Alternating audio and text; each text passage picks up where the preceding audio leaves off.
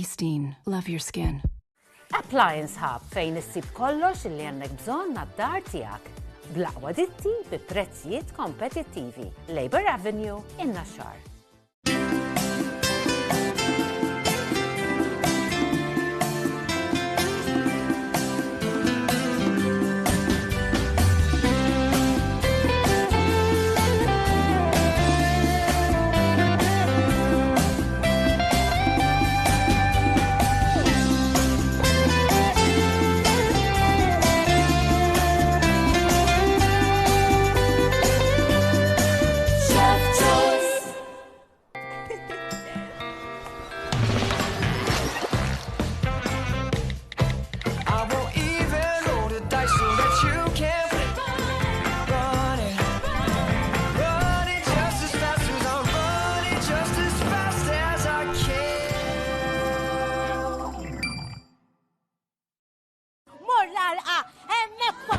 Dejjaqni daqs il-konta d-dawl. Imla rasek. Grazzi għal EMS bil-pannelli u l-batteriji EcoFlow. Nista' nħaddem kollox. Dawl, television, AC, kitla, fridge. Fl-aħħar. Il-vera indipendenti. Meksew, dejjem fuq il-lejlo. Li sema bin-noċċali li kienu se jagħtu lil Kwivin. Jiena kif tafu ma narax, imma bis-saħħa ta' Malta Trust Foundation dawn in-nuċċali bil-teknoloġija ikun jista' jgħidli fejn qiegħed x'qed nagħmel u fejn wasal. Door 1 o'clock. Door 12 o'clock.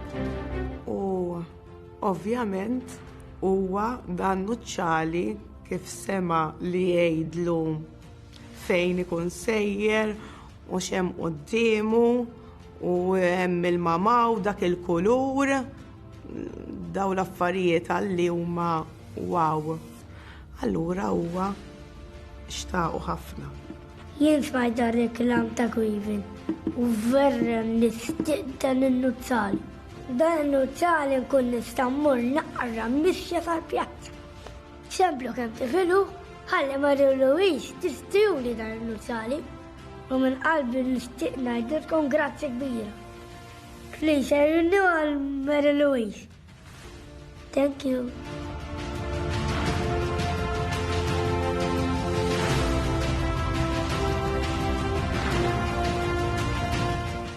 Ħames minuti li ser nkunu qed niddiskutu fuq diversi suġġetti fosthom saħħa mentali, saħħa fiżika, reliġjon, moda u ħafna diversi suġġetti li żgur se jinteressa lilkom it-telespettaturi.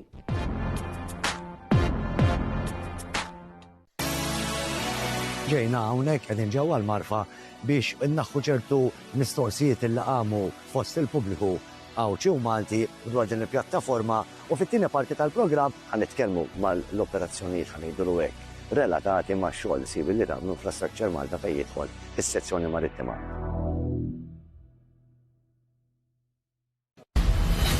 Let me show you what really power. Nhar is-Sibt waqt il-programm 35 wieħed mill-films se nitkellmu dwar huwa Masters of the Universe, ispirat minn karattri maħluqa mill-media franchise Amerikana. 35, il-programm ta' kull ġimgħa dwar il-films fuq TVN. We're going to take back our home together. Yeah. Masters of the Universe. Melo, illum se nitkellmu fuq siġra partikolari li ovvjament għandna ħafna minnhom f'pajjiżna. Illum ħan nitkellmu fuq il-Cypressus sempervirens. Hija ċipressa indiġena fil-Mediterran. Għandek siġra tista' titlalek 3 solari. Xorta tkun sabiħa, tiħxinlek metru jew metru u nofs minn ma tisgombralek it-twieq u l-gariet tan-nies. Dina kienet waħda mill-ewwel binjiet li Gustavo Vincenti iddisinja. Gustavo Vincenti ma kienx biss arkitett. Din hija waħda mill-aktar xogħlijiet importanti tal-arkitettura moderna ġewwa pajjiżna. Issa insibu ruħna fir-rotunda tax-Xewkija, xogħol ta' José D'Amato. Sfortunatament José D'Amato ma rax il-Knisja lesta.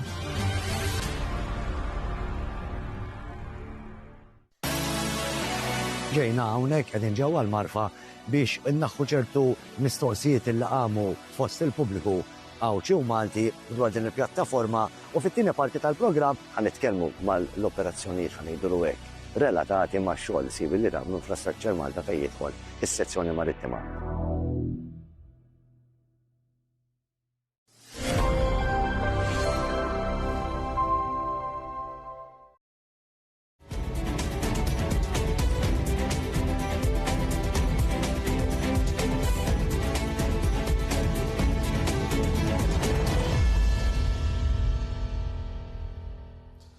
Senjuri, nselmu l-kom jina l-kollega tijaj Paula Kawki għal-program ta' qabel tal-axħar. U n-wieħed kun il-program tal-lum se jkun wieħed dibattut ferm, għaxanna maħna 4 opinjonisti, 2 avukati, notar u opinjonista. Għanna maħna l-Edward De Bono minnaħa tal-Partit Nazzjonalista u minnaħa u kol opinjonist bl-istess femit, Andre Grek, nsellimlek. U din Healy u Charles Manjon li għandhom il-fema tax-xaqliba l-oħra tal-Partit Laburista. U għan debattu madwar tal-programm, l-analiza tal-programm hija dwar ir-riżultat tal-elezzjoni u anki l-xnijat illi hemm dwar il-kabinet il-ġdid illi titħabbar f'dal-ħinijiet jew mistennija li konna tħabbira uffiċjali fil-ħinijiet illi ġejjin. Mela, ħanibda bik dinek ma jimpurtax. Analiżi malajr ta' riżultat elettorali. Għannet, grazzi li l-kom tal-istedina u nsellem u koll minn qiegħed isegwina. L-analiżi ta' malajr. L-analiżi ta' malajr hija elezzjoni oħra fejn il-Partit Laburista sinteddim qatt ma kienet tkun faċli għalih li jikkonvinċi għal raba darba konsekuttiva, però xorta waħda b'xi mod illum qegħdin nitkellmu dwar riżultat illi potenzjalment kien aħjar għal fejn qed ngħid hekk għaliex fil-waqt illi huwa evidenti li kien hemm ammont ta' voti illi żdiedu u naħseb illi naqblu illi ma żdiedux bil-mod forsi fantastiku li wieħed kien qed jantiċipa. Kien hemm żidiet illi kienu minimi, però kien hemm ukoll evidenza li turik illi l-voti li naqsu mill-Partit Laburista ma marrux in-naħa l-oħra. U allura potenzjalment dawk ifissru każijiet individwali illi potenzjalment wieħed daqsxejn servizz illi seta' jingħata aħjar, telefonata li seta' tsaret aħjar miċ-ċivil forsi, u affarijiet illi każijiet individwali illi setgħu ġew trattati aħjar. Allura dawk il-voti setgħu ma ntilfux u allura r-riżultat potenzjalment 5 snin oħra jaf inkunu qegħdin nitkellmu dwar riżultat anke ikbar minn dak.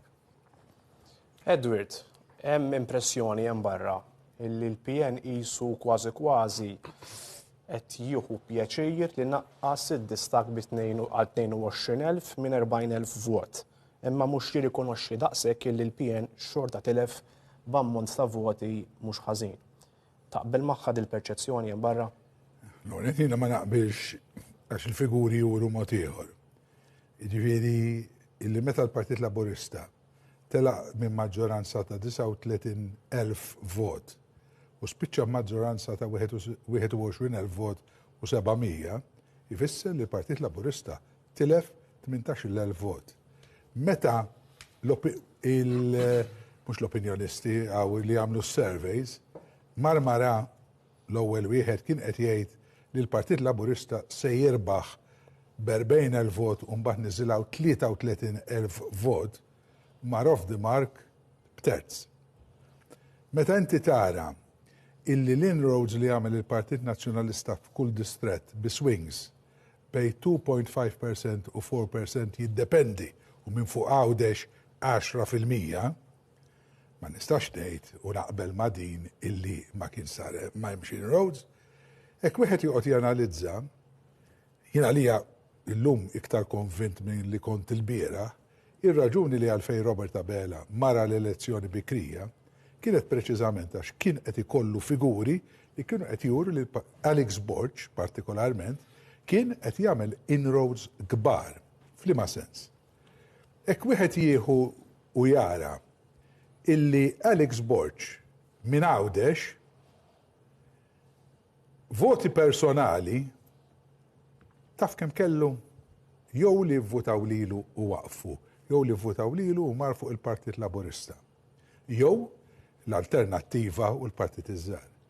Kellu 750 vot li marru fuq il-Partit Laburista u 250 fuq il-Partit Iż-Żgħar. Tejli kif wasal tal-1000. Sempliċi. U telab żewġ kwoti u nofs, l-Partit Laburista wiret 250, sinjal li wiret 250 times 2.65 li jiġu 700 vot ċirka. Kiku dan u Għawdex biss, nifhem li tejli Għawdex huwa reġjun partikolari għax ikellek il-kap tal-oppożizzjoni minn dak ir-reġjun. Però di reġet irrepetit ruħa binqas fuq il-Mellieħa, fuq it-12 distrett, fejn Alex Borg mill-Partit Laburista ħa 500 vot li mhix ċajta u l-partit iżżar xi 200 minn is-sejżbal. Mela tot kollox, wieħed jikkalkola mill-daqsxejn matematika. Kien hemm swing, mhux swing, kien hemm swing ta' ċirka 4%, però u Għawdex 10. Però il-persentaġġ ta' voti li personali li ħa Alex Borg kienu ta' ċirka 7% iktar mill-Partit Laburista. Iġifieri, kienu voti jew se jivvotaw il-Partit Laburista jew il-Partit iż-żgħar. B'kollox ħadilhom 1500 vot. Di turi illi Alex Borg qed ikollu qed jinstema' minn nies, qed jinstema' partikolarment miż-żgħażagħ u miż-żgħar, u dan qed jinkwieta lill Partit Laburista u għalhekk morna l-elezzjoni bikrija. Imma xettajt ġifieri rapport tat-telfa għandu jsir jew dan huwa riżultat tajjeb biżżejjed li. Ma saqsejtinix hekk dik kwistjoni oħra. Jiena rapport tat-telfa mela m'għandux għalfejn isir mhux dejjem irid ikollok analiżi ta' dak li qed jiġri on the ground fejn mort ħażin u fejn mort tajjeb.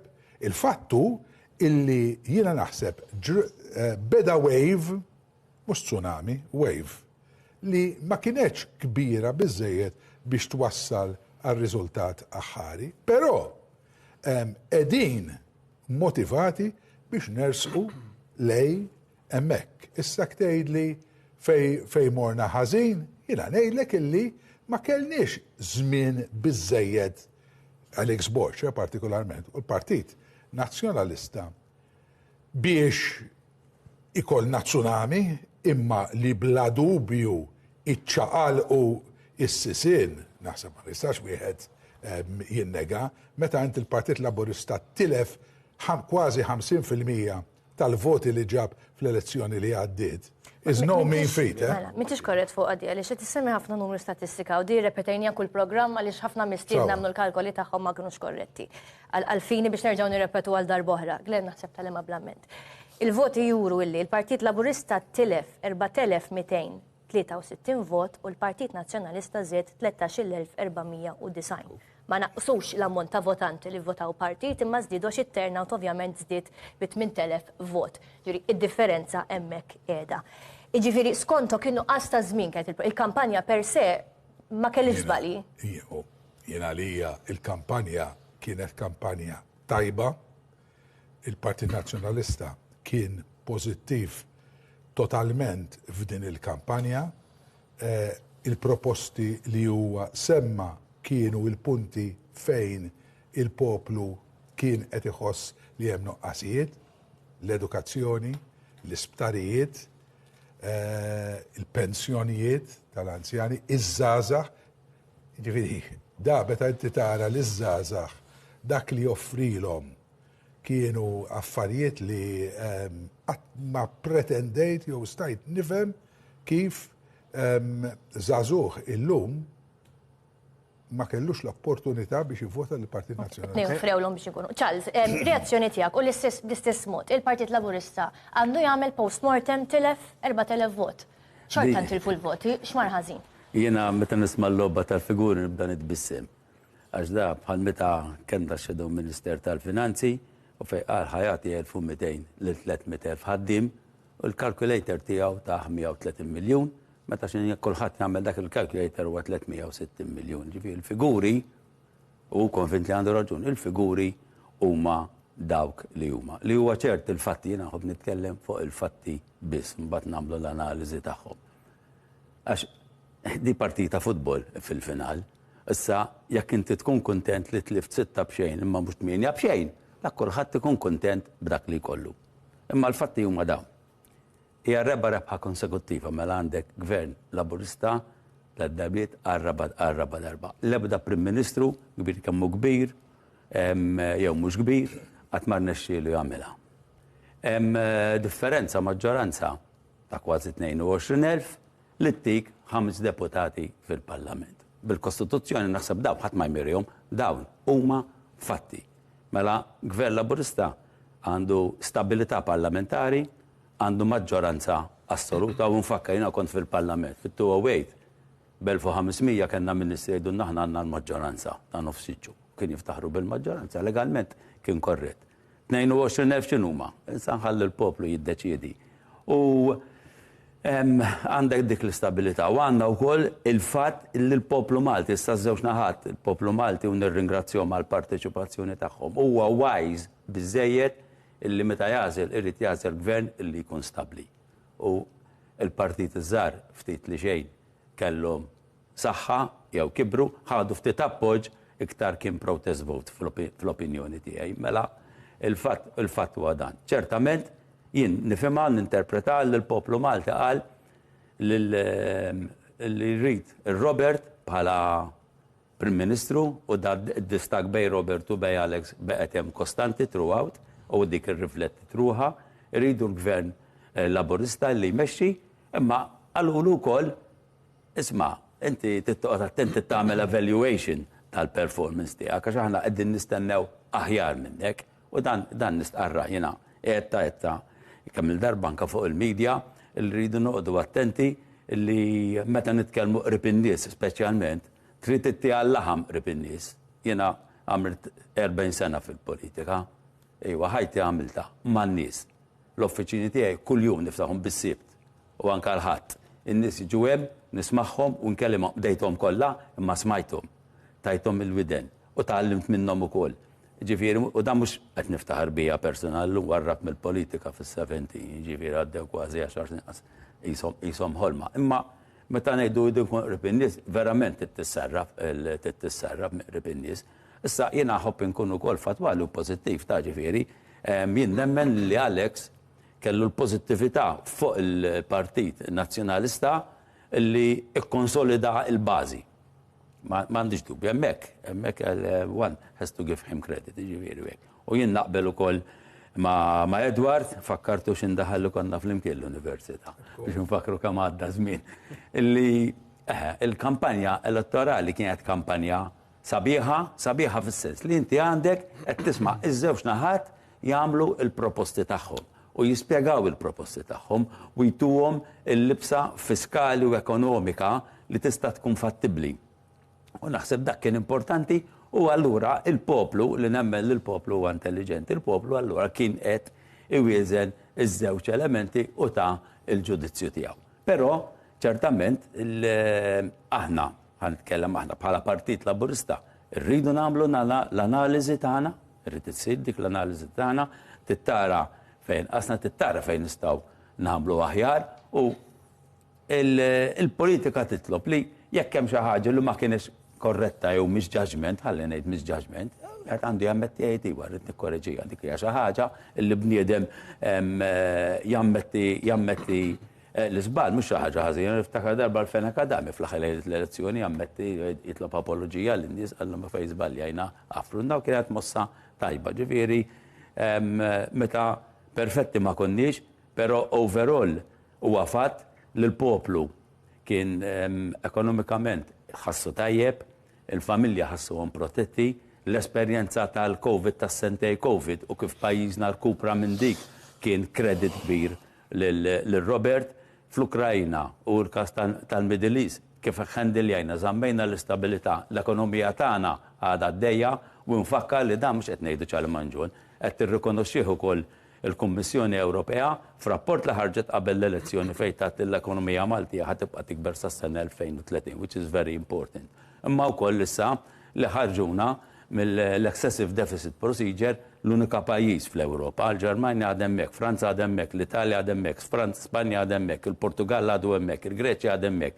Malta, dik-gżira żgħira ta' 300 km kwadrat minkejja li tajna l-istabilità fil-prezzijiet għal 13 sena mijiet ta' miljuni tal-jiem ma żammejna l-ekonomija għaddejja għal dak tista' tibqa' tagħmlu u nfakkar li l-Italja Meloni riedet biss tnaqqas it-taxxa tas-sisa fuq il-fuel, alla ma tistax, alla x'inti l-pożizzjoni finanzjarja tiegħek hija ħażina u hemm ħafna protesti f'dan ir-rigward. Ġifieri, all in all, u biex nagħlaq huwa illi naħseb m'għandniex niddubitaw il-mandat li għandna nirrevedu iż-żewġ naħar, dak kulħadd jagħmel għall-affarijiet tiegħu. Jien ngħid u nagħti parir lill-Partit Laburista li jagħmel analiżi iddettaljata ta' kull votant, anka l-voti li marru fuq terzi u għaliex marru fuq terzi, il-protest votes u dak li jirrikonoxxihom u jara u jaġixxi according. Jidher illi ħarġet mod uffiċjali l-lista tal-kabinet il-ġdid ta' dan il-gvern, essenzjalment jekk nista' naqraħa fuq ma' ċerti li ftitlu anka fuq tvm.com.mt ħajkolkom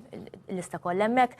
Għandek Ian Borge, deputat Prim Ministru, Ministru għas-Saħħa, Owen Bonnici, Ministru għall-Akkomodazzjoni u l-Artijiet, Michael Falzon, Ministru għall-Politika Soċjali u l-Familja, Anton Refalo, Ministru għall-Agrikultura, s-Sajt u l-Provvista tal-Ikel, Silvio Xkembri, Ministru għall-Ekonomija, Teknoloġija u Proġetti Strateġiċi, Giulia Farrugia, Ministru għall-Inklużjoni u Volontarjat, Clint Camilleri, Ministru għall-Għawdex, Byron Camilleri, Ministru għall-Edukazzjoni u l-Sport, Miriam Dalli, Ministru għall-Enerġija, l-Ambjent u Riġenerazzjoni tal-Port il-Kbir, Clyde Caruana, Ministru għall-Finanzi, Clifton Grima, Ministru għall-Ġustizzja, ir-Riċerka u l-Innovazzjoni, Jonathan Attart, Ministru għall-Ippjanar, l-Infrastruttura u x-Xogħol, Ġewetjen Abela, Ministru għat-Turizmu, Chris Bonnet, Ministru għall-Mobilità Sostenibbli, Chris Fern, Ministru għall-Affarijiet Barranin u Ewropej, Alison Zera Faċivelli, Ministru għall-Gvern Lokali u Xogħlijiet Pubbliċi, Kita Zopparditanti, Ministru għall-Fondi Ewropej, Dialogu Soċjali u l-Protezzjoni tal-Konsumatur, Glenn Bedingfield, Ministru għall-Intern u s-Sigurtà, Malcolm Pola Ġużgalja, Ministru għall-Arti, l-Kultura u l-Wirt Nazzjonali, Omar Farrugia, Ministru għaż-Żgħażagħ, il-Benesseri u l-Implementazzjoni tal-Programm Elettorali, Rosjan Kutajjar, Ministru għall-Ugwaljanza u Drittijiet Ċivili, Teodi Battista, Segretarju Parlamentari fl-Uffiċċju tad-Deputat Prim Ministru u l-Ministeru għas-Saħħa responsabbli mill-Anzjanità Attiva u Alicia Buġija Żgħid, Segretarju Parlamentari fil-Ministeru għall-Enerġija, l-Ambjent u l-Klima responsabbli mill-ħarsien tal-annimali. Sebaħjar l-istewli ta' sajma, wara dik il-istajma ovvjament aħna program live u għalek irridu naġġornaw il-diskussjoni skont dawk illi kunu qed isir l-aġġornament barra.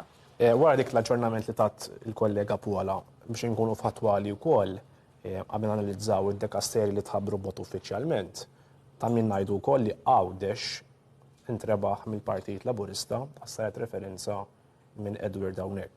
Issa, hemm rapporti fil-medja li ma nafxux minnhom jew le, li il-PN qiegħed jikkonsidra li jbiddel l-istatut tiegħu sabiex Alex Borge kif inhu obbligat jagħmel bħalissa bl-istatut iċedi Għawdex. Biex nagħmel daqsxejn ta' punt fuq, għadiex bdejt nara ħafna fuq il-medja fejn qed jikkommentaw x'ħajamel il-Partit Nazzjonalista minħabba l-istatut. Jiena kont niftakar fl-eżekuttiv dak iż-żmien li din il-klawżola daħannija fl-istatut biex naġlu il-proċess elettorali. Ma kienx bħala xi ħaġa tassattiva, ma kienet xi ħaġa biex inħajru anki lill-Partit Laburista niftakar dak iż-żmien biex meta jgħaddi il-sistema tal-ewwel count,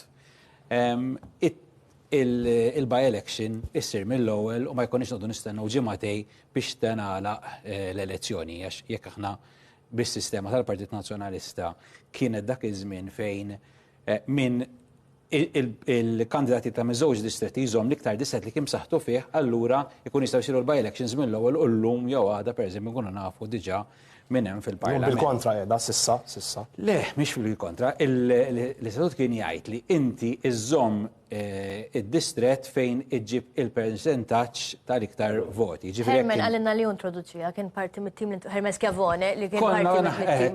Għax għamilna referenza li qabel elezzjoni. Ovvjament kien l-eżekuttiv ta' mit-persuna ġieri kien hemm nies involuti u kien hemm din id-diskussjoni.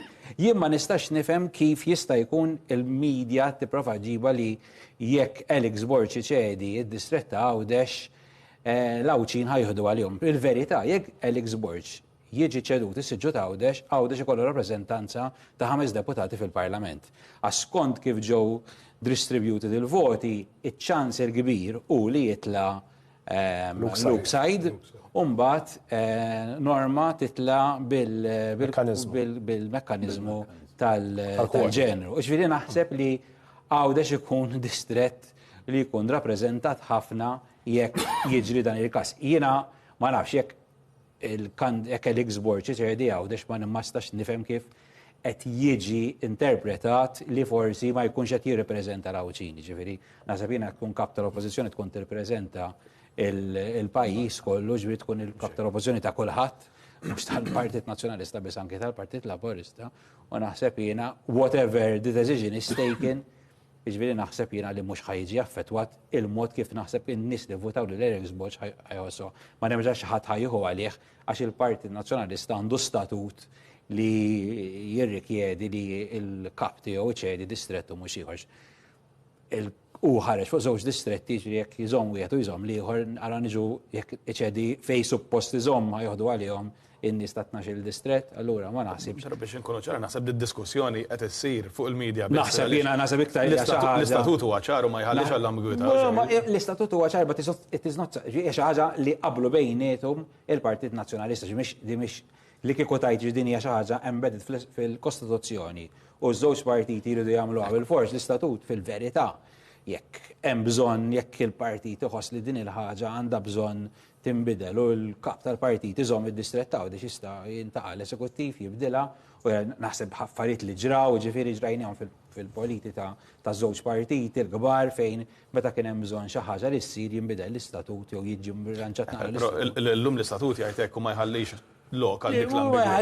Jiena rajt ukoll kumment ta' Adrian Delija fil-fadwar din il-kwistjoni, ġifieri kien hemm portal minnhom tajdlix li mwieħedu illi qal isma' hemm din l-ambigwità u l-Partit Nazzjonalista ħajkun qed jiddiskuti potenzjalment li jinbidel l-istatut biex jippermetti lil Alex Borg iżomm id-distrett ta' Għawdex. Kien hemm xi kumment ta' Adrian Delija fejn qed jgħid isma' m'hemm l-ebda ambigwità u jekk għandu jinbidel l-istatut irid jinbidel, però llum ma jħallix lokal l-ambigwità. Hija diskussjoni li qed issir iktar fuq il-medja soċjali milli fil-kurituri tal-pjata. Għandek raġun, l-istatut hekk jgħid kif spjegajt m'hemm l-ebda ambigwità fuq dak, però li jitbiddel m'hemm xi ħażin.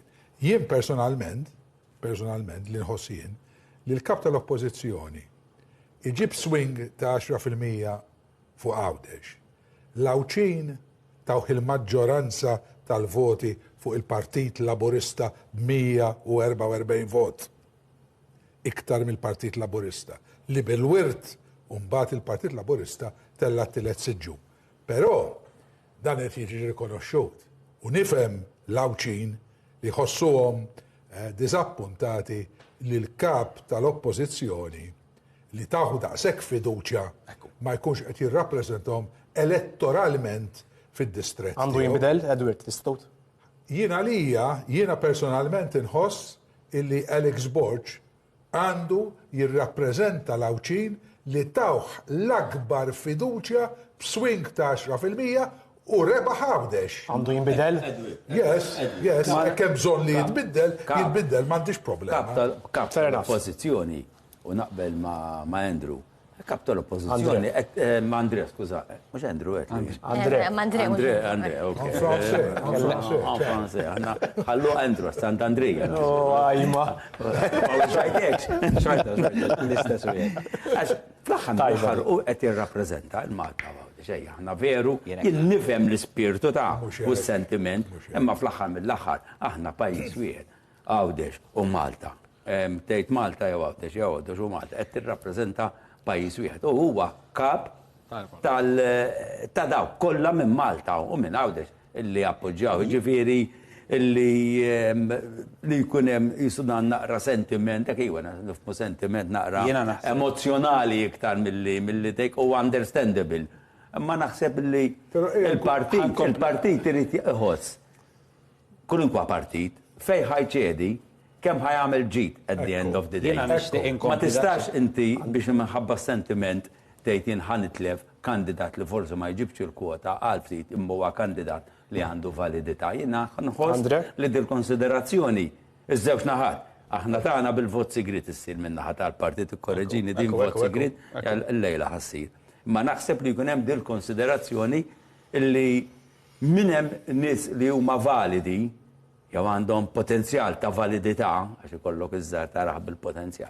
Naħseb dik trid tingħata issa ċertament dal-kumment ħajġib minn ikemmex xuftej għali, imma naħseb li oġġettivament irridu dejjem inħarsu il-benessere ħanuża dil-kelma tal-partit u tal-pajjiż fl-aħħar. Jien nixtieq nenfasizza fejn jingħad meta kien sar l-istatut, jiena nemmen jien kieku kollok istaqsir ma nibdlux l-istatut. Ġina, allura noqdu sejrin noqdu nibdu l-istatut kull darba li jiġi xi ħaġa. Jiena tip ta' persuna ġi meta kont ukoll niftakar fl-eżekuttiv kont nenfasizza ħafna fuq l-istatut jekk nagħmlu xi ħaġa llum ma nibdluhiex as we go along. Ma punt importanti li ma tagħmilix differenza li fejn iżomm Alex Borch i minħabba li Alex Borch wera li f'din il-kampanja elettorali ċaqlaq il-Partit Nazzjonalista kollu.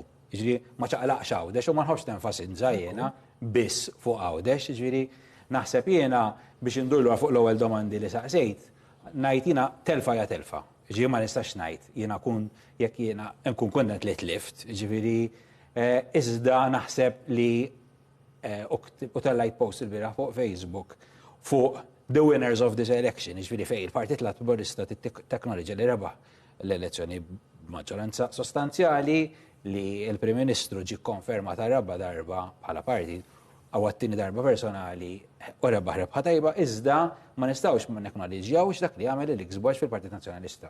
Ġifieri Alex Borch irnexxielu ċaqla reġa' l-supporters nazzjonalisti u tom fiduċa. Il-nazzjonalisti naħseb jiena l-ewwel darba b'ħafna snin ħassewhom li għandhom ċans jerbħu. They believed in their party, they believed in their leader. U naħseb jiena għalhekk hawnhekk ma naqbilx li għandu li tagħmel id-differenza id-distretti ċedi wieħed jew ieħor tagħmel differenza għax he is everyone's leader of the opposition. He is the leader of the whole PN. Seta ma ħareġ fuq Għawdex pereżempju. Edward, li mill-istatut issa. Franco De Bono kiteb fuq Facebook illi jew tax jifhem illi Charles Bannon għandu jirreżenja mill-kariga minħabba telfa li saret. Taqbel miegħu? Ma nħoss li Franco għandu raġun fuq dan. Basikament,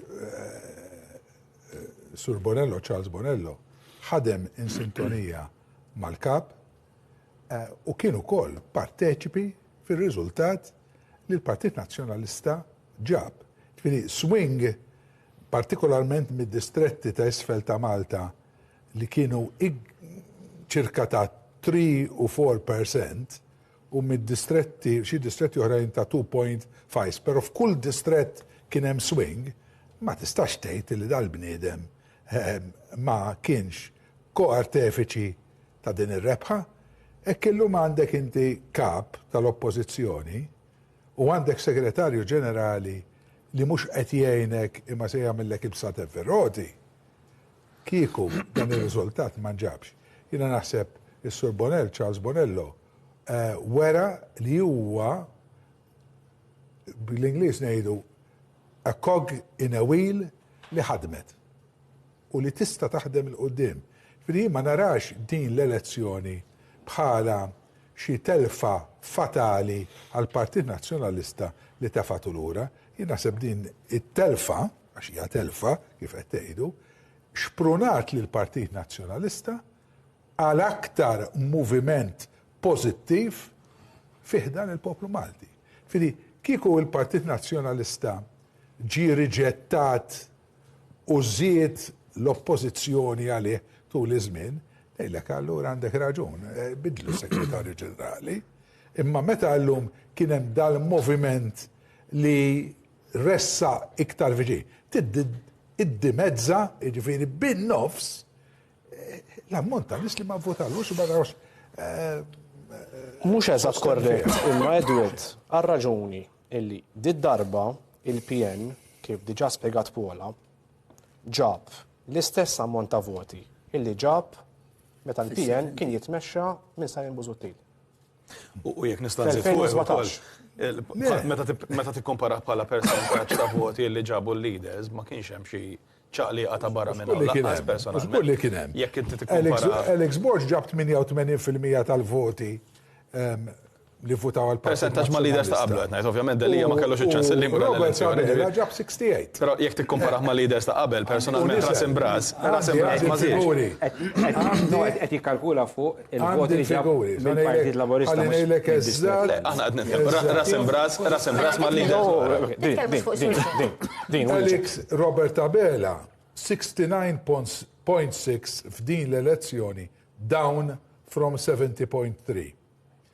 L-elezzjoni ta' 2022. Meta tott il-voti ta' żewġ distretti. Alex Borg 88%. Il-paragon li kont qed ngħidlek tagħmel huwa l-persentaġġ ta' voti tal-leaders ta' qablu, ġifieri leaders ovvjament within the PN. Jiena li rrid tinżid fuq ukoll għaliex kif qal tajjeb ukoll Sieħbi Charles hawnhekk bħala kampanja naħseb il-kol kemm aħna nistgħu naqblu illi kienet it-tip ta' kampanja li nippreferu naraw minn dawk il-kampanji li ovvjament rajna fl-aħħar żewġ elezzjonijiet illi kienu karatterizzati b'attakki personali u affarijiet oħra li huwa ċar illi n-nies hemm barra il-PN saba diffiċli biex jiċċaqlaq lin-nies tiegħu biex joħorġu jivvutaw sempliċement għax ma ħassewix il-kampanja huwa evidenti li kien hemm żieda fit-turnout għaliex forsi wkoll in-nies jiena nara hekk illi irrispondew għat-tip ta' kampanja li preferixxu jaraw, kampanja proposittiva fej iż-żewġ partiti jiddiskutu l-idea tagħhom. Il-problema naħseb, u ħaniġi għal dak illi saqsejt inti wkoll l-Edward, il-pass li jmiss issa. Ġifieri għandek il-Franco De Bono illi qed jitkellem dwar is-Sur Bonello jiena m'iniex żgur Edward biex nagħmel xi opinjonijiet personali fuq nies illi jaħdmu internament fil-PN ma nkunx magħhom ma nafx eżatt il-kapaċitajiet tagħhom. Però huwa evidenti wkoll illi fil-waqt li l-Partit Laburista qala matul il-kampanja isma' perfetti maħniex irridu nitkellmu, rridu nagħmlu aħjar, irridu naraw lil min missejna lil min weġġajna lil fejn stajna mill aħjar ejja għandna ersqu lejna kelmuna. U dik it-tip ta' attitudni naħseb illi għandha tkompli wkoll matul il-leġislatura biex ovvjament inti tikseb lura l-fiduċja ta' dawk il-persuni potenzjalment illi tkun tlift. Min-naħa l-oħra għandek il-Partit Nazzjonalista illi fil-waqt illi Alex Borg prova u għaċar illi prova jagħmel kampanja pozittiva, proposittiva, illi tibbaża iktar fuq l-idejat iktar milli affarijiet oħra. Mbagħad tibda tisma' is-satelliti ta' madwar il-Partit Nazzjonalista uħud minnhom illum mhumiex parti uffiċjalment mill-Partit Nazzjonalista, imma xorta waħda jħossu li għandhom bżonn jitkellmu għalih. U nibdew bit-tip ta' attitudni illi konna drajna nitkellmu dwarha, illi dak għandu tort, li ħora għandu tort, illi kritika minn flok inħarsu l-ġewwa nħarsu l-barra torta kulħadd. Jiena nawgura illi dak illi forsi beda Alex Borg ma nitilfux illi t-tip ta' attitudni li rridu naraw illi titkattar fil-politika fejn żewġ partiti ħabtu l-idea tagħhom.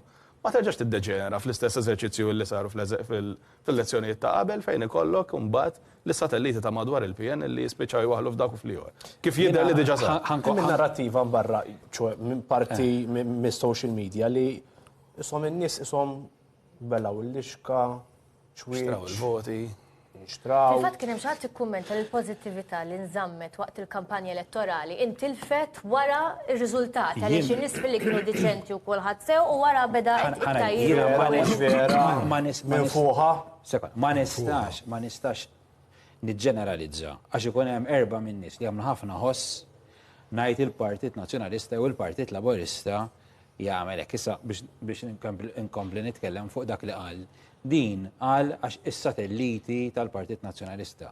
Il-Partit Nazzjonalista huwa l-Partit Nazzjonalista. Issa hekk hemm xi ħadd supporter tal-Partit Nazzjonalista u jixtieq il-Partit Nazzjonalista jkun fil-gvern u qal xi ħaġa, da ma sax waħlu fuq il-Partit Nazzjonalista x'qalu xi ħadd li jissapporta u jissimpatizza mal-Partit Nazzjonalista.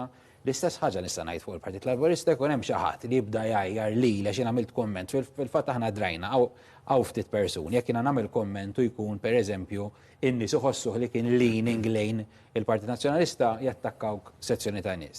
Jekk ma ngħid xi ħaġa li ma toġobx sezzjoni oħra ta' nies jgħidlek mela dorti u mela għamil xi ħaġa, mhux għamil xi ħaġa oħra. Isek l-opinjoni ma tistax ċertu persuni ma jistax jitkellmu fuq opinjoni tagħhom. X'il-Malti jgħid ma minn rajtek xabbaħ. Issa ħaġa oħra rridu nifhmu ħaġa waħda wkoll. L-elezzjoni ilha li għaddiet inqas minn ġimgħa. Jiġifieri żgur li ma naħsibx nistgħu ngħidu li l-pożittività li rajna fl-elezzjoni inbidlet fl-erba' tim. Jista' jkun ovvjament li kien hawn. Ma tarax social media. Ħafna nara social media. Allura. Ma rajtx. Tara mill-istess serba Inti tinsiex l-ewwel. Sikofanti. Is-social media kif jaħdem. Partit Laburista. Is-social media jaħdem sistema. Jekk jien qed niffollowja dawn l-erba' minn nies huma negattivi. Is-social media li ħaj it's going to feed me with negativity. It's because of the if I am a type of person. Meta qed indur fuq is-social media u jiena bniedem illum li nifollowja kulħadd u nikkommenta fuq kulħadd u dak li hu tajjeb ta' kulħadd ngħidu. Biex nitkellem hekk għax ma naħaju moħra, nitkellem hekk bħala as an opinion of a Maltese person. Jiena fil-fatt ħaġa li għatina telfa hija telfa. I cannot say li il-Labor ma marrox tajjeb għax naħseb li marru tajjeb ħafna. Issa, ovvjament, il-Partit Nazzjonalista hemm ċerti affarijiet f'din l-elezzjoni li trid tirrikonoxxihom. Jien pereżempju waħda minn li ma naqbilx hi l-attakk li sar pereżempju fuq il-pollsters. Jiena għalija li taqbad persuna u għax da qed jagħmel xogħol u joħroġ poll, jiena noħroġ nattakka għax ma naqbilx mal-poll tiegħu. Jekk ma jiena niftakarx meta kien hemm polls li jien kont forsi ma kienu joġbuni għax ma kontx nemminhom, ma kontx nifollowjhom għax kienu forsi għabdu xi anxiety meta kont nara ċertu riżultati. Imma meta maturajt fil-politika u bdejt nara l-polls u meta kienu jgħidu pereżempju il-polls għandek a margin of error of 2.6%. Joġobna ħafna jien.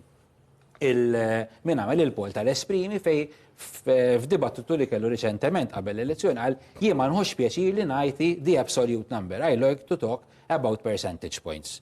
Because a 1%, 1.5% fil-verità huwa 3%, għax 1.5 naħajm, 1.5 fuq il-naħa 3% huma 9,000 vot. Iġifieri meta issa jiena niftakar l-elezzjonijiet fl-antik kienu jagħtu a percentage u meta kienu jgħidu ma ħajjerbaħ dak il-partit u ħajġib 50 to 48 u jiġi 51 u 49 ħadd ma kien jgħid ħadd ma kien wara jattakka għax da tinsiex ħaġa waħda. Andre n-nies ħoss ta' finti. Ima il-poll u isir fuq 1500 persuna. Ġi ma nistax nimmaġa kif tista' tkun 100% eżatt. Tista' taqta' ħaġa waħda importanti, anke l-partiti għalihom huwa importanti li jibqgħu jsiru l-polls u jsiru l-polls kif isiru llum b'ċertu dettall u l-partiti wkoll jingaġġaw il-pollsters biex during the 5 years they are in government or in opposition jagħmlulhom polls. Importanti li inti tħoss is-sentiment tal-poplu. Ġi kif jista' jkun mela jiena fl-oppożizzjoni. Minn għalija li jiena ħriġ b'xi idea ta' bravu, jew forsi anke jkun fil-gvern ta'. U jiena minn għalija li nisma' nafx qed jgħidu ma nsaqsihomx u nibqa' dej fid-dlam.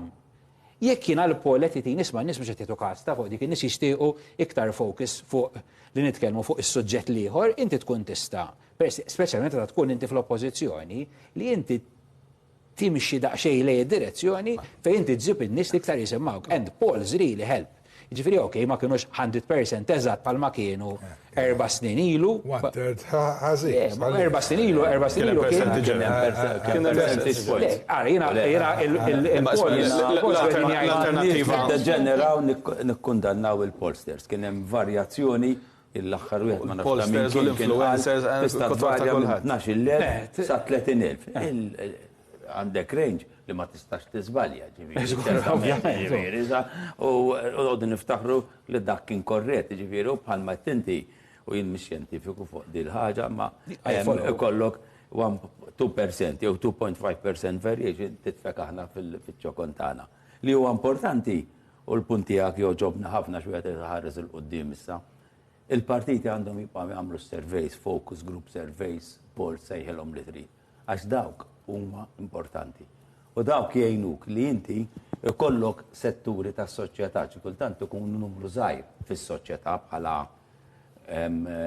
bħala minn numru kbir, għax in-numru kbir jinstemma kulħadd jaħseb fih, imma fl-aħħar mill-aħħar qegħdin ngħixu f'soċjetà hekk inħoss jien illi f'livell iktar approfondit għandek in-nukleji żgħar li għandhom vuċi.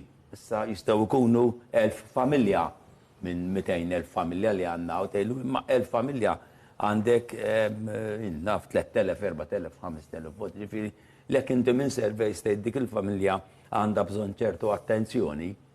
Min ikun fil-gvern, ħatkellem għal min ikun fil-gvern u qed nara fuq li anke min ikun fl-oppożizzjoni da, ma min ikun fil-gvern. Huwa importanti li għamilhom. Għax fl-aħħar mill-aħħar Meta ngħidu fl-opinjoni tiegħi, meta ngħidu gvern tajjeb. Gvern tajjeb huwa gvern, mhux bil-fors li kulħadd jaqbel miegħu alla ħares. Naħseb għax naslu totalitarjan ġifiera, diffiċli ħafna.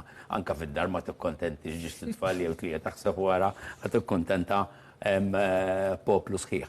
Imma l-fatt li inti għandek is-setturi tas-soċjetà li overall ħassew li dak il-gvern fl-4 snin, il-5 snin li jkun għamel wettaq il-weda tiegħu. U fl-istess waqt ta' kasom samaħħom fehem li huma għandhom problema li tixtiex li tiġi indirizzata, naħseb huwa element importanti. Jiena f'dil kampanja l-iktar ħaġa li laqtitni li semmit persuna x'naħseb tagħti il-kunsens tagħha li tissemma li weħeda din għandha marda rari. Imma li l-gvern ħajintervjeni s'għaddiet l-elezzjoni r-riżultat ħareġ biex kura ta' 280,000 fis-sena il-pajjiż jipprovdiha. Issa tgħid li qed jagħmel kollox u għal kulħadd jekk hemm oħrajn setturi minimi il-gruppi żgħar li huma milquta u nafu bihom, iva, dawn għandhom jiġu dik hija r-responsabilità fl-aħħar mill-aħħar u hawnhekk ġifieri naħseb kien tajjeb Robert Abela bħala Prim Ministru meta isma' fl-aħħar mill-aħħar aħna gvern tal-pajjiż kollu. Ħajibqa' d-dibattitu demokratiku alla ħares ma jsirx, anzi jien nixtieq illi l-membri parlamentari, ma nafx tasbuda, membri parlamentari jkunu preparati iktar biex illum li qed niġu trasmess bit-television l-argumenti tagħhom ikunu studjati iktar, muniti iktar b'riċerka, issa jekk hemm bżonn li ngħinuhom b'riċerkaturi, għandna ħafna nies li jistgħu jagħmlu r-riċerka u jagħtu l-għajnuna l-Bank Ċentrali mill-Parlament ukoll. Ejju ma din kienet xi ħaġa li dejjem qed tinħass, li Pola, dejjem qed tinħass. Il-Parlament illum għandu xogħol. Kulħadd qajmu dal-punt li għandhom bżonn iktar riżorsi il-membri parlamentari biex fil-komitati. Kulħadd jaqbel. U l-ikbar xogħol isir mhux fil-plenarja, isir fil-komitati hemm tittara l-liġijiet qed jolqtu il-dawk Ħankun għax iktar kurrenti, għadna kif tinkweta. Ħankun għax iktar kurrenti, mela l-iktar aħbar riċenti kienet il-ħatra tal-kabinett. Kien hemm kważi tista' tgħid jekk mhux rixa fil-assoluta il-maġġoranza tal-ministri nbidlilhom il-portfoll, kien hemm upgrades minn segretarji parlamentari għal ministri, il-lista bħalissa kull manda żewġ segretarji parlamentari, kumplament huma ministri wieħed jifhem illi sabiex bil-casual elections forsi jkun hemm il-possibilità li jiżdiedu iktar segretarji parlamentari ma ftit spekulazzjoni wieħed jara. Għandna l-lista tal-ministri ftit uġuħ ġodda. Għaliex taħseb li Robert Abela ħassib bżonn li jagħmel dir-rixa fil-kważi kompluta? Jiena ngħid li kienet kważi antiċipata għalfejn għaliex qegħdin nitkellmu dwar ir-raba' leġislatura, ħafna minnhom kienu ilhom hemmhekk iktar minn leġislatura waħda wkoll, u li inti terġa' tagħti dik l-ispin tal-qoddim lit-tmexxija tal-pajjiż billi jkollok dik iċ-ċaqlija, żgur li mhijiex idea ħażina. Ġifieri fejn inti għandek pereżempju setturi li tajt isma' hawnhekk ħanibdew forsi nislowjaw ftit billi tiddaħħal xi ħadd b'idejat ġodda, b'entużjażmu ġdid u li jagħti dik l-ispin tal-qoddim sabiex nagħmlu affarijiet forsi li ma konniex qegħdin nagħmlu f'leġislatori oħrajn. Żgur li hija xi ħaġa tajba u nemmen li huwa mod kif il-gvern jiġġedded u jġedded lilu nnifsu mit-tmexxija tal-pajjiż. Ġifieri fejn naħal ora qegħdin ngħidu isma' il-PN għandu jkompli jiġġedded u jtejjeb fejn għamel tajjeb u forsi jaqta' ftit mill-elementi ħżiena li kellu.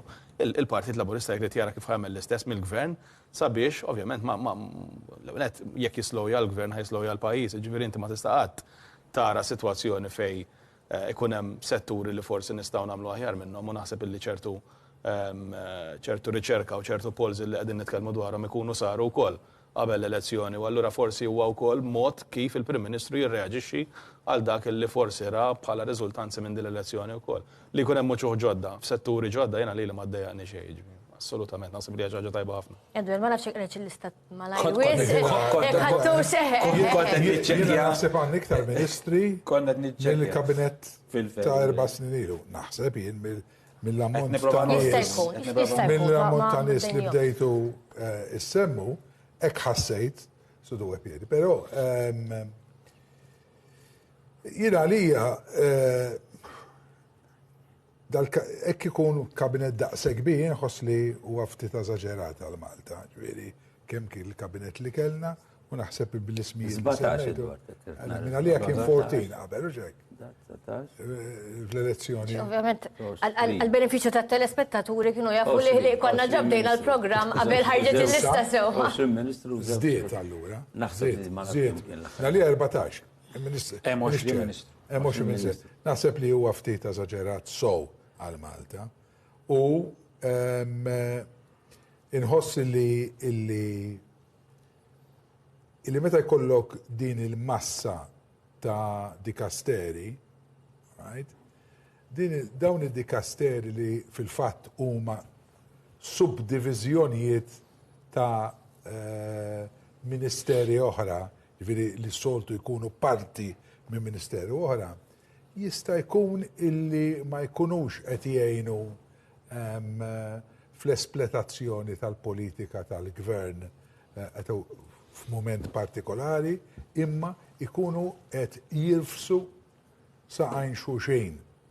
U jiena kont iktar nippreferi li jkolli kabinett kieku ta' 8-9 ministri li kollok taħtom segretarji parlamentari li qed jgħinu bla dubju, imma li jkun iktar żgħir u kontenut.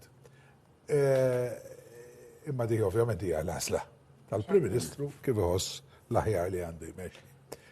Però nixtieq ngħaddi kumment fuq dak li kontu qed tgħidu fuq il-polls. Il-polls veru naqbel miegħek illi għandhom isiru throughout il-5 snin. Però f'ħafna demokraziji Ewropej 15 ġurnata qabel l-elezzjoni il-polls jifqu. Il-polls jifqu. L-Italja, per eżempju, l-Italja b'leġislazzjoni ma tistax toħroġ poll 15 ġurnata qabel u Franza wkoll qabel l-elezzjoni. Għanna morru hemm? Jina naħseb ħanilek u se ngħidlek għalfejn, ta' Iva jew le? Jina li għandhom jiefu fl-opinjoni tiegħi. Ġimgħa qabel. U se ngħidlek għaliex imma ta'. Mela, ejja nieħdu l-elezzjoni li għaddiet. Issa. Polls, figuri ħirġin. Minant Marmara, il-figura qatt ma kienet inqas minn 30,000 vot. 26 Imma on average 30 u 33 kienu. Tikkonsidra l-marġin of error ħana naħseb xi 25. Illum dan tgħidli allura se tikkonsidra l-labiva. Il-belt, per eżempju, timxi u jgħidulek ġib 30. Ġib 30. X'jiġifieri? Illum il-Partit Laburista rebaħ u ħafna mill-laba laburisti tilfu l-flus. Għax b'doti ta' 30,000 ta' 25,000 u anki ta' 20, smajt. Imma dituri li qed immexxu poplu għall-lob tal-azzart. Mux ma marru jilabuhom. Imma min irid jilab fuq kollox ħajra, jekk fuq 15 qabel, jekk fuq 15 qabel ħajkun jilagħbu r-riżultat ta' il-gabinet labu. Illi meta inti jkollok dan it-tip ta' polls se jitfgħu ħafna nies on a wrong footing. Ma mux ma labuha bil-flus. Kwestjoni oħra, fil ma tistax tgħid illi Marmara is within the margin of error ta' terz ta' dak li qal. 2.8. One-third minn dak li qal minn 30 għal 21. One-third tgħidli within the margin of error. Qed indaħħu n-nies. Definitivament. Margin of error kien tal-Malta Today. Li għalek 18 u ġi 21. Tal-esprimi l-istess. Imma mux Marmara u l-esprimi, laqas esprimi, kienet 25,000 minn għalek bizzejx. Ma kien televotu. Imma ankattanċ. ħanara il-komment fuq tal-polls. Nasib jina qed nagħtuhom wis importanza għall-polls. Ġvierna konna dejjem ngħidu, ġvierna konna nara l-polls. Kienu għedin jgħidu sma l-iktar poll importanti huwa l-ġurnata. Dakinhar tal-popolazzjoni. Jien ma naqbilx Medward fuq li ma kienx fil-marġinal, vererax. il-margin of error, tifhem x'inhu margin of error, jinstudjajt in-numri ġifieri. Ma il-1.5%, 1.5% each way, 1.5% in reality is 3%. Meta l-margin of error 2.6%, it's 5.2%. If every 1% is 3,000 votes, the 9,000 vote difference, 8,000 vote difference is within the margin of error. It's a 1.5% margin of error. Issa, insaqsi domanda fuq il-kabinet. Naħseb vera, naħseb li hemm kabinet kbir, ġifieri konna din nisimgħu minn bedajt nixtiequ li jsir kabinet iktar żgħir biex forsi jkun iktar focus, imma ma ddieqni xejn il-fatt li kien hemm pereżempju tibdil. Naħseb jiena xi kultant meta xi ħadd ikun ħafna żmien fl-istess pożizzjoni. Naħseb jiena you might get tired pereżempju, u naħseb il-fatt li inti tagħmel reshuffle u tbiddel meta waqt li inti għad forsi issa żatti wara l-elezzjoni anke naqqas il-lok li xtaq tagħmel ir-reshuffle waqt during din-leġislatura. Naħseb istil eżattament wara l-elezzjoni, naħseb tkun tajba x'inti jekk inti temmem xi ħadd għadna ma kellniex ċans nara żaġġ kienet għax sdaħħu. Interessanti li jinborġ Ministru tas-Saħħa. Għadhom kif saru ġifieri. Hija interessanti ħafna. Interessanti ħafna ħana jdek infakir. Fejn għadam kien għamel George John Dalli tiftakar Ministru tas-Saħħa dak iż-żmien. Jew Louis Galli ma nafx. Fil-fatt min jistudja l-politika jgħidlek li l-aħjar wieħed mill-aħjar Ministri tas-Saħħa kien taħt il-Gvern Laburista tan-1947 ta' Sir Paul Boffa. Yes, li kien għamel mhux tabib imma ċertu Ganado kien. ċertu Ministru u li kien avukat. Kien avukat. Li ċertu Ganado. Xaġa li trid tajt. You need a good manager. Project manager. U għamil konsejjer fil-fatt, Andrea, li ovvjament ma naħsibx li xaħat jista' jennega u għal-fatt li jimborġu għadduwer li jwassal il-proġetti fejn għandhom jaslu jtini x'nifhem li potenzjalment hemm affarijiet kbar li jridu nisimgħu dwarhom fis-settur tas-saħħa. Il-fatt jiena naqbel ħafna ma' hemm żewġ affarijiet. Jekk hux kbir jew żgħir. Gonzi fit-tuħu kien għamel gabinet żgħir mbagħad kien sostnieh bis-segretarji parlamentari nafu kif spiċċa mistoru nitlu fid-dettall tiegħu. Assistenti parlamentari. Assistenti parlamentari. Ma kien hemm dak iżda bl-assistenti parlamentari. Li anke assistenti parlamentari, fejn akademiċi. Ma kienet dak il-konsept li kien allura huwa argument. Issa dan il-fatt li għandna ministri. Sinjuri, għandkom il-majka dum għandna ministri li inqalaw definittivament mid-dekosteru li kellhom u nataw xi ħaġa kompletament ġdida.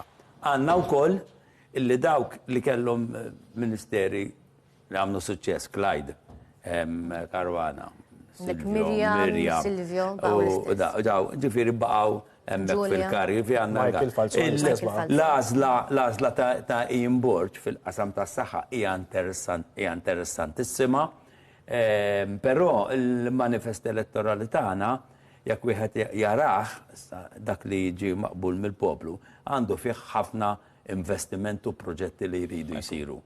Issa jien meta kien fuq il-proġetti għamilhom minnar overruns, meta għamil il-toro kem tar-Rabat, tal-Ħalluqa, tal-Marsa, ġifiri, kien hemmhekk u t-triq saret fil-ħin. U jien nawgura wkoll li u m'għandix dubju anzi li ħajkollu l-istess suċċess. Interessanti t-turizmu li għandna ex Ministru tas-Saħħa lillu qiegħed, Ministru tat-Turizmu qed insemmija f'ċertu daħħax.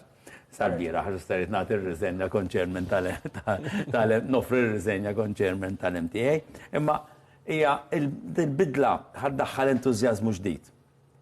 U ċertament, meta tħobb xi ħaġa ġdida, kun trid turi your metal, jekk intix kapaċi tindirizza, u naħseb li hawnhekk veru fil-gabinet kif iffurmat għandek per eżempju, Bonnici, Ministru għall-Akkomodazzjoni u l-Artijiet. Serja bidla.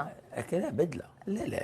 Antonio Polo baqat l-istess, Silvio baqat l-istess, Giulia l-istess. Il-bidla għedem għandek bidla u kontinuità. Issak għandek dik il-misto ta' kollox. Umbat għandek dawk il-ċenġis il-gbar il-nis titfa l-attenzjoni fuqhom bħalma tfajna l-attenzjoni aħna fuq jien. Jiena jien kien fejkien, meta kien fuq l-European Affairs suċċess, Foreign Affairs suċċessu. Kull fejkien kien kapaċi u nawguralu. Anka l-oħrajn, il-Ministru l-oħra ta' ġifier ma tinnaqqas xejn mill-mertu ma dik il-qabża mill-Foreign Affairs għas-saħħa hija qabża kbira.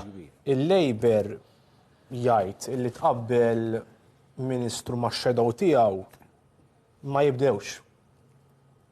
Kif tħares li għandu raġuni tinnefa' ħażejjed? Per eżempju, Clyde Caruana u Adrian Delija. Jien naf Mirjam Dalli u Market Nisamut. Ġatin Attart u Stanley Zammit. Hawn hija differenza. Clyde Caruana huwa bla dubju kien Ministru kapaċi. Huwa Ministru kapaċi.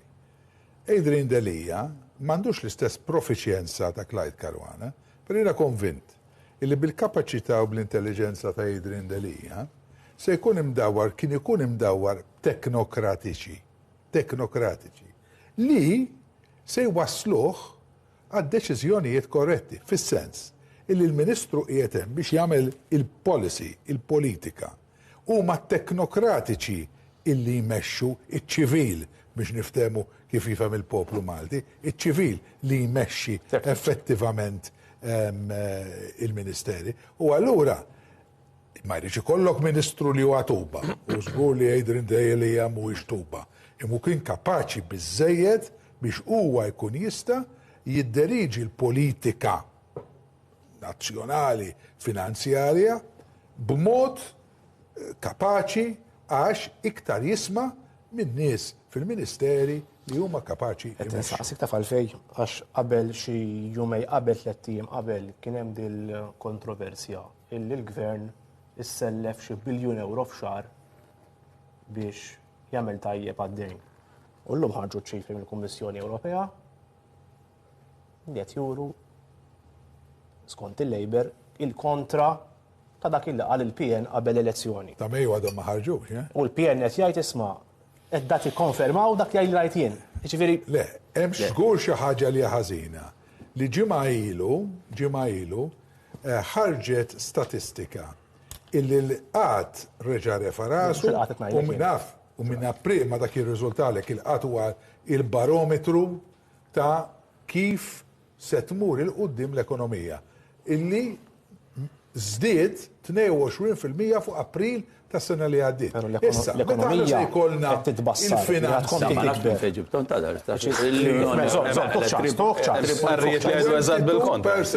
Edward. La mhux il-Labor, la jien u laqqas il-Bank Ċentrali ta' Malta, il-Kummissjoni Ewropea, l-IMF, diversi aġenziji ta' kreditu qed jgħidu li sa 2030 Malta jkollha fost l-iktar ekonomija tikber l-Ewropa. Mhux qed niddubita b'dak li qed ngħidlek. Li qed ngħidlek però illum bħala stat ta' fatt xahar ilu l-istatistika li ħareġ il-Gvern, mhux jien ħriġ tal-Gvern, qed jgħid minn April tas-sena li għaddiet tal-April ta' dis-sena il-qatt żdied 22%. Naħseb dak dejjem kien il-barometru fejn aħna sejrin u mixjin. Issa, li l-ekonomija tkompli tikber, jallek ikun biex jaslu biex iħallsu il-wediet li jagħmlu fil-programm elettorali, ħalla ħares ma tikbirx l-ekonomija, ħalla ħares ma tikbirx. Għax il-wediet li hemm mill-Partit Laburista tal-ħlasijiet li jrid jagħmel tul dal-5 snin li ġejjin, God help him. Sapara l-wedi. Il-wedi tagħna kienu kwantifati 6.3 billion, 7 billion in revenue. Issa ħarġet illum l-istatistika tal-finanzi. U qed tgħidlek din illum ħarġet l-NSO. Illi il-fond konsolidat irreġistra fl-ewwel 4 xhur tas-sena 65 million deficit. Da jfisser 195 miljun anqas mill-istess 4 xhur tas-sena li għaddiet. Idħul ir-recurrent revenue tela b'635 miljun fil-waqt li n-nefqa fil-kamp tal-elezzjoni kien 439. Mela inti gvern dejjem żamm il-bilanċ. U dan huwa il-finanzi maħsubin u dan li kien hemm għax ħankunu qegħdin ngħidu inti li titfa' issemmi proġett u mbagħad tieħu żball fil-kalkoli. Issemmi proġett kbir minnar ma tgħid kif ħajġi finanzjat, ma tgħid imbagħad eżatt ma nkunux nafu meta kundi. Imbagħad tgħidilna li hemm ħafna esperti u l-unika espert jirriżulta li huwa la espert u laqqas inġinier u laqqas marin u laqqas ta' taħt il-baħar laqqas ta' fuq l-art. Ġifieri daw l-affarijiet naħseb impattaw fuq in-nies. U din hija l-istatistika. Il-dejn, mhux qed ngħid l-gvern ma sellifx. Rekordet 12 biljun. Hu paċenzja. 13. Hu 12, 11, 11.9. 11.9 qed nara l-istatistika. Ħa nispjega. Jekk inti għandek hotel li tiswa 50 miljun bħala asset, il-bank itik 25 miljun biex tisselif. Għaliex? Għax inti għandek asset li huwa tajjeb. Jekk għandek dar ta' 300,000, mhux titolbu 9 miljun il-bank jgħidlek le tla' il-barra, jgħidlek nistantik 100,000. Ħan biex nispjega. Allura x'qed ngħid dan. Aħna għandna l-ekonomija tagħna. L-ekonomija li b'deficit kbir wara l-Covid minħabba il-flus neħba bħalma kien kull pajjiż. Aħna ħriġna minna up and running.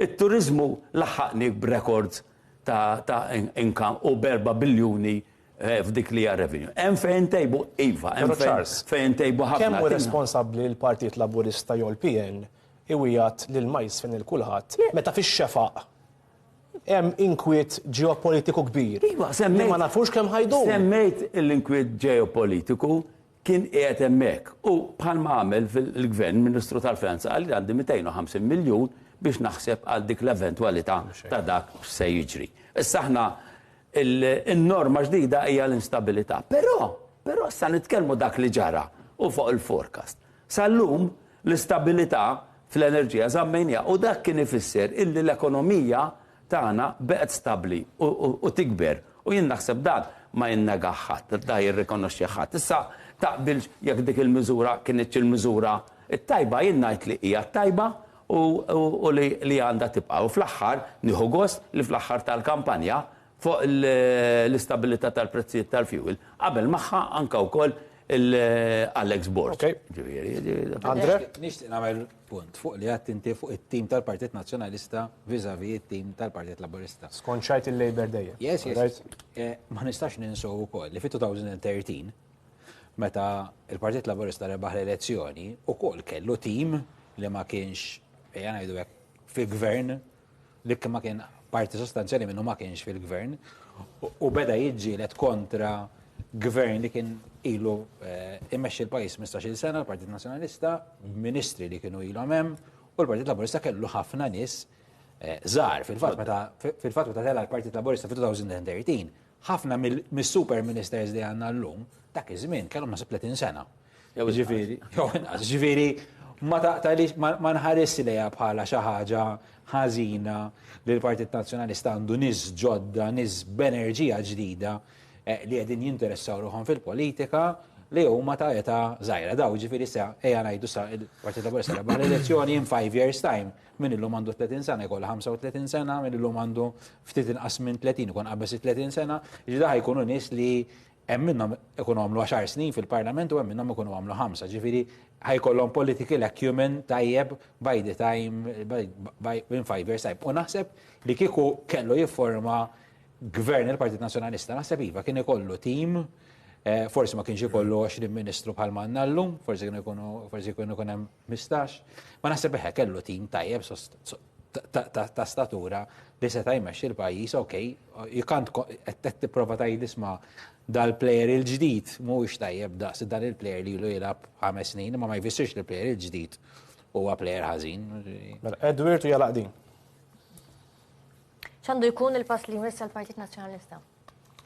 Bla dubju irid issa jagħmel l-analiżi tar-riżultati elettorali, naħseb irid jikkonsolida iktar il-viżjoni politika ta' Alex Borg, jibqa' miexi fuq l-istrateġija li qabad Alex Borg li għandu jkompli jisaħħaħa, għandu jkun kritiku fej għandu jkun kritiku, jiġifieri l-oppożizzjoni qiegħda hemm biex topponi, biex qiegħda hemm biex il-gvern tgħidu bravu, qiegħda hemm biex tara illi jkollna l-aħjar soluzzjonijiet biex immexxu il-pajjiż. Jiġifieri jekk ikun hemm affarijiet li mhumiex korretti, Il-gvern irid, il-Partit Nazzjonalista fl-oppożizzjoni irid ikompli jinsisti u jeżiġi governanza tajba. Ġifieri żgur li l-Partit Nazzjonalista fil-5 snin li ġejjin se jeżiġi illi jkollna liġi fuq unexplained wealth. La dubju, dak huwa xogħlu. Ma jistax ikolli hawn ministri jew gvern illi qed jakkumulaw il-ġid mingħajr ma jispjegaw minn fejn ġabu il-flus tagħhom, jew il-flus li huma għandhom fl-introjti li huma għandhom ma mhumiex kombaċjati ma il-qliq tagħhom. Ġifieri dak huwa xogħol ta' oppożizzjoni serja. Bil-maqlub x'għandu jkun il-pass li jmiss għall-Partit Laburista. Punt żgħir fuq li qed jgħid Edward din il-liġi teżisti ovvjament jekk hemm bżonn li jiġu konsolidati sezzjonijiet differenti tal-gvern sabiex dak l-eżerċizzju jiġi faċilitat, forsi nistgħu nitkellmu dwar dan, però l-liġi hemmhekk qiegħda. Però xtaqt nagħmel punt żgħir ukoll fuq dak li kien qed jingħad dwar l-ekonomija. Għaliex illum naħseb parti mid-diffikultà li għandu hemm barra l-Partit Nazzjonalista hija kwistjoni ta' kredibilità għalfejn. Għaliex qabel l-elezzjoni, qabel ma bdiet il-kampanja, u għalhekk nitbissem illum nara ċertu dikjarazzjonijiet li bdew jintqalu dolodu bl-istqarrija tal-Partit Nazzjonalista dwar id-dejn u kemm issellef il-gvern, eċetera, eċetera. Għaliex fil-waqt li kellek kampanja u għedna li kienet kampanja propożittiva kellek il-Partit Nazzjonalista, il-kritika minn hemm barra kienet isma' daqqa tiwiet kollox lil kulħadd. Illum il-ġurnata rġajna morna lura d-diska illi konna qegħdin nisimgħu qabel. Anki l-Labor. Iva, ma nemmix li hija xi ħaġa ħażina, ħankunu onesti, ġifieri jekk il-gvernijiet illum iħossu f'dan il-pajjiż, il-gvern l-oppożizzjoni jħossu li l-ekonomija tal-pajjiż tiflaħ illi jkun hemm dak it-tip ta' proposti. Nistgħu nitkellmu dwar il-proposti u minn ħajat l-iktar. Fair enough. U mbagħad min għandu jiġġudika. Però id-diffikultà li għandu l-Partit Nazzjonalista illi kważi kważi qiegħed juri politika ta' żewġ uċuħ. Illi qabel ma bdiet il-kampanja kien hemm il-kritika tas-settur finanzjarju tal-pajjiż u x'aħna kapaċi nagħmlu kemm għandna dejn u kemm m'għandniex. Imbagħad bdiet il-kampanja f'daqqa waħda biddilna d-diska kollha, bdejna nwedu ħafna affarijiet illi hemm barra nemmen il-riżultat illum jgħidilna illi mhux kulħadd kien qed jemmen li l-Partit Nazzjonalista kien ħadem il-kalkoli tiegħu sew kien kapaċi wassal għal dak illi kien qiegħed jwiegħed, ma llum għaddiet l-elezzjoni u rġajna morna lura għad-diska l-antika. Ġifieri parti mid-diffikultà naħseb li għandu l-Partit Nazzjonalista huwa illi jikkonvinċi lil min qiegħed isegwih hemm barra l-imwiċċ għandu l-Partit Nazzjonalista effettivament. Grazzi ħafna din Charles Andrea. Grazzi immens li kontu magħna. Vera, inti antiċipajt li ħajkonna xi tip ta' ġlied. Iva, ma tafx inti naħseb fil-ħażin. Sabiex il-tajjeb ma nqos. Tara lejn l-aħħar tas-sensiela wkoll il-guest diraw il-format tagħna wkoll. Grazzi tal-li segwejtuna, sinjura, l-appuntament tagħna għal magħkom ikun għada għall-aħħar programm tal-aħħar analiżi tagħna, ovvjament brabta mal-elezzjoni li saret il-tmim il-ġimgħa illi għadda. Minħata nirringrazzjaw għal darbohra tim ta' produzzjoni, tim tekniku, natukom is-serata tajba. Tislijiet.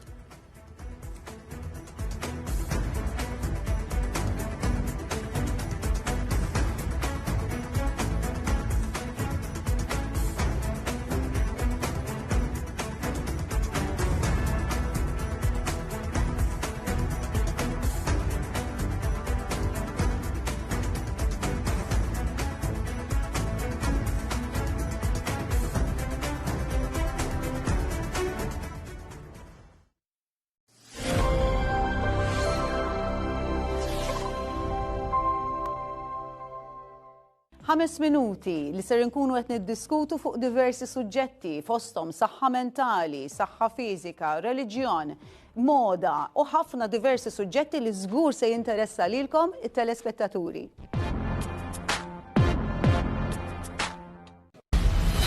Let me show you what reading power. Nar is-sibt waqt il-programm 35 wieħed mill-films se nitkellmu dwar huwa Masters of the Universe, ispirat minn karattri maħluqa mill-media franchise Amerikana.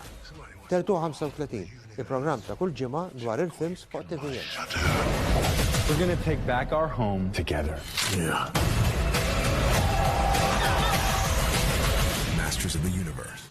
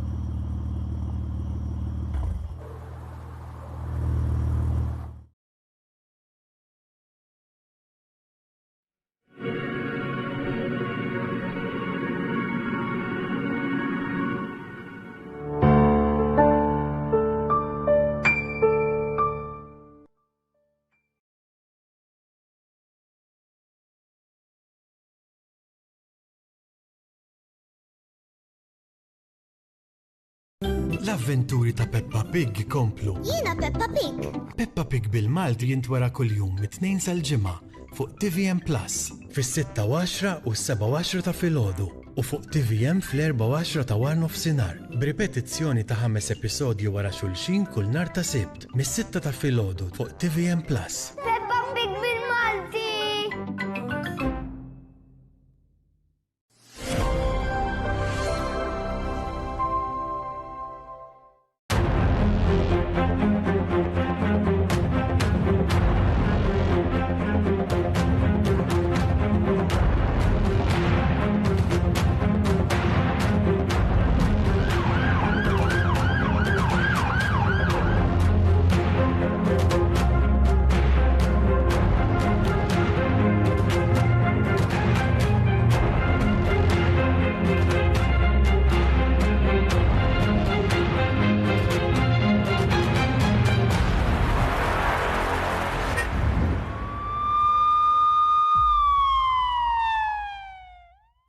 F'sitwazzjoni ta' emerġenza wieħed għandu jċempel 112 jew 119. F'ħafna sitwazzjonijiet it-telefonati kollha jidħlu. F'sitwazzjoni ta' emerġenza wieħed għandu jċempel 112 jew 119. F'ħafna sitwazzjonijiet it-telefonati kollha jidħlu fuq in-numru 112 u mbagħad jiġu trasferiti fuq in-numru 119. X'inhi d-differenza bejn in-numru 112 u n-numru 119? Kemm in-numru ta' emerġenza il-112 kif ukoll in-numru Crime Stop il-119 huma żewġ numri provduti għal membri tal-pubbliku sabiex f'każ ta' bżonn kemm emerġenza kif ukoll rapport ta' reat kriminali li jkun qed isir il-pulizija tassisti u tagħmel xogħolha. F'każ ta' emerġenza fejn in-numru huwa l-112, emerġenza nifhmu fejn għandek riskju imminenti għal ħajja jew proprjetà. Per eżempju, komplikazzjoni medika li qiegħda tagħmel riskju għal persuna li jkun qiegħed jesperjenza ġlied jew ħabtiet bil-karozzi li jafu jkunu fatali kif ukoll fejn għandek vulnerabbli bħal tfal minorenni jew bħal ngħidu aħna xi ħruq. Fuq in-naħa l-oħra n-numru 119, il-Crime Stop 119 to stop crime ngħidu huwa n-numru available għal disponibbli għal membri tal-pubbliku sabiex jekk hemm konċern ngħidu aħna karozza suspettuża jew xi nies illi qegħdin jaġixxu fl-inħawi li mhumiex magħrufa jew inkella jidhru notorji. Jew kwalunkwe bżonn li bniedem javviċina pulizija sabiex jiġi assistit. Allura hemm il-numru dedikat tal-119 il-Crime Stop fejn uffiċjal tal-pulizija jkun qed jassisti l-pubbliku u jagħmel dak l-assessment neċessarju fejn naraw liema partijiet kemm interni mill-korp kif ukoll l-esterni għal servizzi pubbliċi oħra jistgħu jassistu fuq dan il-konċern.